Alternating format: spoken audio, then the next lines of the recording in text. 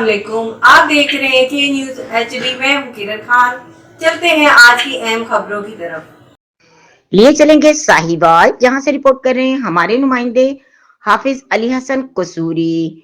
साहिवाल शहर और गिरदोनवा में गैर तरबियत याफ्ता अताइयों की भरमार शहरियों की जिंदगियों के लिए संगीन खतरा बनती जा रही है।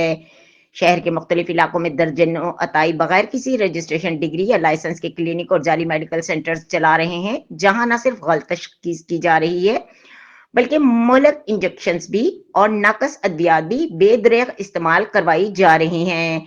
जराये के मुताबिक अक्सर अताई अद्वियात के नाम तक दुरुस्त तरीके से पढ़ने से कासिर हैं, मगर इसके बावजूद मरीजों को एंटीबायोटिक्स, स्टेरॉइड्स और इंजेक्शन लगाकर इनके जानों से खिलवाड़ किया जा रहा है। कई खानदान लाइल्मी या मजबूरी के बायस इन अताइयों के जाल में फंसकर नाकाबिले तलाफी नुकसान उठा चुके हैं।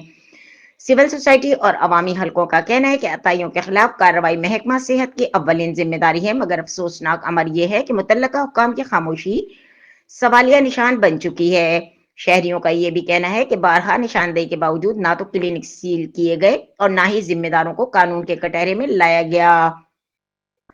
अहम सवाल यह है कि लोगों की जान से खेलने वाले इन अताइयों का सरपरस्त कौन और कार्रवाई कब अमल में आएगी।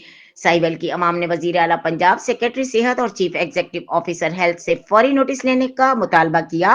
अताइयों के खिलाफ बिला इम्तियाज ऑपरेशन शुरू करने और जिम्मेदारान अफसरों के खिलाफ भी कार्रवाई का मुतालबा किया है। शहरी हलकों का कहना है कि अगर बरवक्त इकदाम न किए गए तो अताइयों के हाथों कीमती इंसानी जानों का जिया बढ़ता जा रहा है, जिसकी तमाम तर जिम्मेदारी मुतल्लका इदारों पर आयद होगी।